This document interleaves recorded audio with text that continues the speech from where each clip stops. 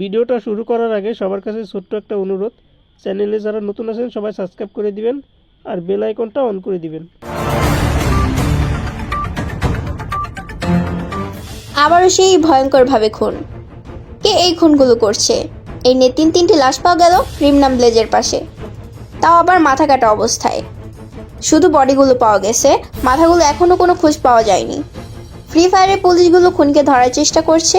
এত ভয়ঙ্কর মার্ডারগুলো কে করতে পারে সেগুলো দেখতে চোখ রাখুন আমাদের টিভি চ্যানেলে। স্যার, তিনটি লাশ পাওয়া গেছে। পুলিশ এখনো কোনো কিছু জানতে পারেনি। এভাবে চলতে থাকলে তো খুনি অনেকগুলো খুন করে ফেলবে। এই কেসটা তো আমাদের হাতে নেই, আমরা এখানে কিছুই করতে পারবো না।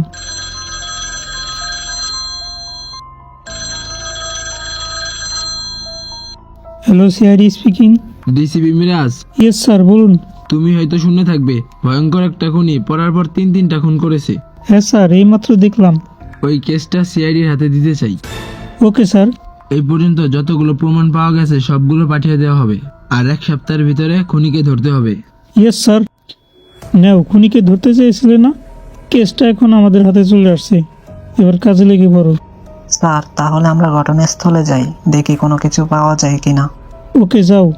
আর যে 3জন মারা গেছে ওদের বিষয়ে খোঁজ নিও। আসেন স্যার, এই যে এখানে লাশটা পাওয়া গেছে। লাশটা সর্বপ্রথম দেখেছে কে? স্যার, একটা জেলে মাছ ধরতে এসে দেখে। আচ্ছা, ওই ছেলেকে একটু নিয়ে আসো। Okay sir. আচ্ছা আশাদ, তুমি একটু আশপাশটা ভালো করে দেখো, দেখো কিছু পাওয়া যায় কিনা। স্যার, এই সেই জেলে। তুমি লাশটা কখন দেখেছো? স্যার, আমি সকালে মাছ ধরার জন্য এখান দিয়ে যাওয়ার পথে লাশটা দেখতে পাই। আচ্ছা, তাহলে তুমি কি খুনিকে দেখতে পাও নাই? আরে স্যার, ও খুনিকে দেখবে কোথা থেকে? খুনি খুব চালাক। খুন করে এক এক জায়গায় এক এক জনকে ফেলে রেখে যায়, তাও আবার মাথা ছাড়া। তাহলে স্যার, খুনিকে আমরা ধরবো কিভাবে? চিন্তা করার কারণ নেই, খুনি অবশ্যই কোনো না কোনো ভাবে ভুল করেছে। চলো, যে 3জন মারা গেছে তাদের বাসায় যাওয়া যাক। স্যার, আপনারা যে এই ভয়ঙ্কর কেসটা হাতে নিলেন, আপনারা কি আদৌ খুনিকে ধরতে পারবেন আর কেসটাকে সমাধান করতে পারবেন? অবশ্যই, সিআইডি আজ পর্যন্ত কোনো কেসে হারে নাই আর কোনোদিন হারবেও না। আপনি যে এত কনফিডেন্স দিয়ে বলছেন, তাহলে তো মনে হয় খুনির বিষয়ে অনেক কিছু জানতে পেরেছেন। না, কিন্তু খুব তাড়াতাড়ি খুনি ধরা পড়বে। দর্শক, পুলিশ তো খুনিকে ধরতে পারলো না। কেসটা এখন সিআইডির হাতে দেওয়া হয়েছে। দেখা যাক সিআইডি খুনিকে ধরতে পারে কিনা। সেগুলো দেখতে যুক্ত থাকুন আমাদের সাথে। স্যার, এটা তামিমের বাড়ি, আর আজকে যার মার্ডার হয়েছে তার নামই তামিম। ও আচ্ছা, তামিমের ওয়াইফকে একটু ডেকে আনেন। স্যার, আপনারা কি আমার স্বামীর হত্যাকারীর খোঁজ পেয়েছেন? না, কিন্তু খুব তাড়াতাড়ি পেয়ে যাব। আপনি এটা বলেন, আপনার স্বামীর কি কারো সাথে শত্রুতা ছিল? না স্যার, আমরা তো খুব সাধারণ জীবন যাপন করতেছিলাম, আমাদের সাথে কারো শত্রুতা ছিল না। আচ্ছা, আপনার স্বামীর ব্যাপারে এমন কিছু বলেন যাতে আমরা খুনির কাছে পৌঁছাতে পারি। স্যার, এমন কোনো কিছু তো মনে পড়ছে না। ওকে, আমরা যাচ্ছি, দরকার হলে আবার আসবো। হ্যাঁ ডক্টর জুলহাস, লাশটা কিছু বলেছে? হ্যাঁ বস, লাশ আমার কাছে আসবে আর কিছু বলবে না। এটা কখন হয়েছে? হ্যাঁ, আমিও তো সেটাই বলি। তো বলো, লাশটা তোমাকে কি কি বললো? বস, এই 3জনের মৃত্যু হয়েছে গলা কাটার জন্য। আর বিশেষ একটা ব্যাপার হচ্ছে, এই 3জনেরই সিলসিলভার নামের একটা রোগে আক্রান্ত ছিল। কি? Silver intro? এটা আবার কেমন রোগ? বস, এটা একটা ভাইরাস, একজনের শরীর থেকে অন্যজনের শরীরে ছড়াতে পারে। এটা খুব ভয়ঙ্কর একটা ভাইরাস, আর এর চিকিৎসা হাতে গোনা 2-1 ডক্টরই করতে পারে। আচ্ছা, তাহলে তো আমাদের দ্রুত খোঁজ নিতে হবে। সুমন, তুমি দ্রুত খোঁজ নাও, সিয়াম, পলাশ, তামিমেরা কোন ডক্টরের কাছ থেকে মেডিসিন নিচ্ছিল।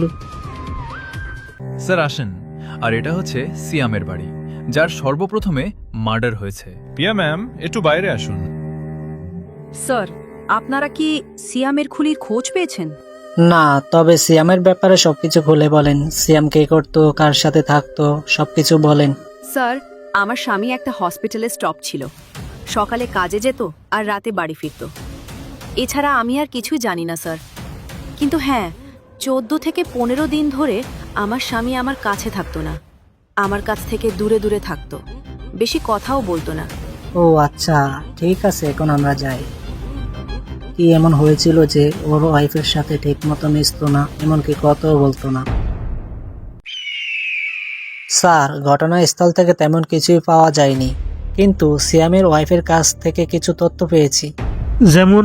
সিয়ামের ওয়াইফ বলেছে সিয়াম গত 10 থেকে 12 দিন ধরে কারোর সাথে মিশতো না, এমনকি কারোর সাথে কথাও বলতো না। মিশতো না কারণ ওর সিলভার ইন্টো নামের একটা ভাইরাসে আক্রান্ত ছিল, তাই সবার কাছ থেকে দূরে দূরে থাকতো। স্যার, তাহলে ভাইরাসটা আসলো কোথা থেকে? সুমন, সিয়ামের ওয়াইফ এটাও বলেছে সিয়াম একটা হসপিটালে কাজ করত। স্যার, তাহলে এই ভাইরাসটা হসপিটাল থেকে হয় নাই তো?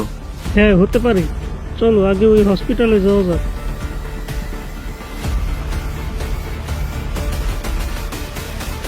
ডক্টর রিফাত কি আছেন? হ্যাঁ স্যার, ওই ভিতরে। আচ্ছা, ওনাকে একটু ডেকে আনেন। স্যার, একটু এদিকে আসেন, ওনারা আপনার সাথে দেখা করবে। স্যার বলেন, কার কি হয়েছে? মার্ডার হয়েছে, তাও 3 জনের। কি মার্ডার হয়েছে? স্যার, আমাদের সাথে মার্ডারের কি সম্পর্ক? সম্পর্ক আছে। প্রথমে যার মার্ডার হয়েছে তার নাম সিয়াম, আপনাদের হসপিটালের স্টাফ। কি, সিয়াম মারা গেছে? কবে আর কখন? সেটা তো আপনি বলবেন। সিয়াম 2 তারিখে হসপিটালে এসেছিল, কিন্তু আর বাড়িতে ফিরে যায়নি।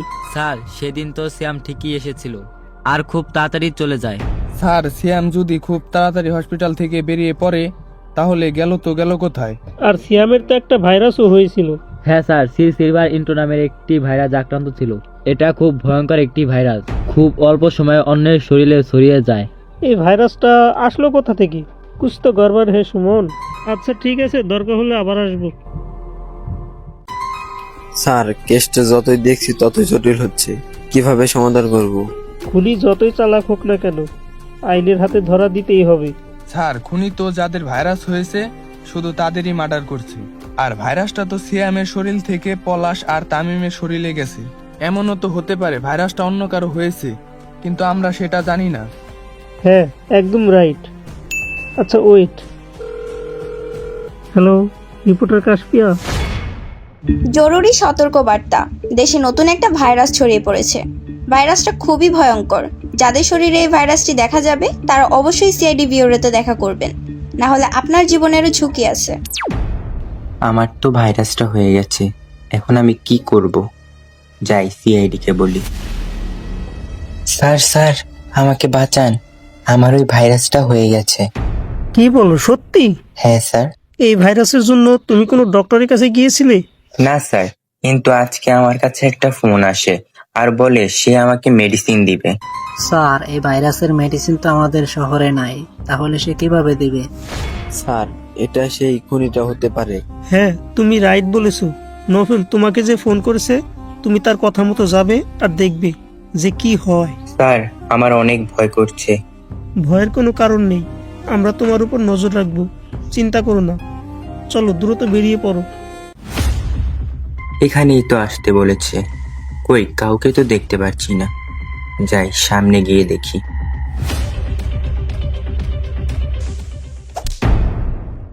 কেন যে এই মেডিসিনটা তৈরি করতে গিয়েছিলাম, ভালো করতে গিয়ে এখন খারাপ হয়ে গেল। 3 জনকে মারতে হয়েছে, এখন তোকেও মারতে হবে। খবরদার, নফেলের গায়ে যেন একটু আঁচড় না লাগে। সিআইডি রাব্বি পালাচ্ছে, ধরো। ওঠো নফেল, ওঠো। তুমি ঠিক আছো তো? সুমন, তুমি দ্রুত নফেলকে নিয়ে যাও আর চিকিৎসা দেওয়ার ব্যবস্থা করো। তো বলো, কেন তুমি এই ভয়ঙ্কর খেলাগুলো খেলছো? স্যার, আসলে আমি একজন সায়েন্টিস্ট। আমি একটি ওষুধ তৈরি করতে গিয়ে অজান্তে এই ভাইরাসটা তৈরি করে ফেলেছি, যা মানুষের প্রাণ কেড়েছে। আমি জানি আমি অনেক বড় একটা অপরাধ করে ফেলেছি, আমাকে আপনারা ক্ষমা করে দিন। আমি যদি ওদেরকে না মারতাম তাহলে ওদের শরীর থেকে আরো অনেক মানুষের শরীরে ছড়িয়ে যেত আর সবাই মারা যেত। তোমার ভুল তুমি যেহেতু বুঝতে পেরেছো, তাহলে আর কিছু বলার নেই। কিন্তু তারপরে তুমি যে অপরাধগুলো করেছো তার জন্য তো তোমাকে শাস্তি পেতেই হবে। আসসালামু আলাইকুম বন্ধুরা। তো আজকে ভিডিওটা কেমন হয়েছে, কার কাছে কোন পার্টটুকু সব থেকে বেশি ভালো লেগেছে অবশ্যই কমেন্ট বক্সে কমেন্ট করে জানিয়ে দিবেন। আর আমি একটু অসুস্থ ছিলাম, এই কারণে ভিডিও দিতে একটু দেরি হয়ে গেছে। সবার কাছ থেকেই ক্ষমা চেয়ে নিচ্ছি। এরপরে ইনশাল্লাহ খুব তাড়াতাড়ি ভিডিও দেওয়ার চেষ্টা করব। তো সবাই ভালো থাকবেন, সুস্থ থাকবেন, দেখা হবে নতুন কোনো ভিডিওতে। আল্লাহ হাফেজ।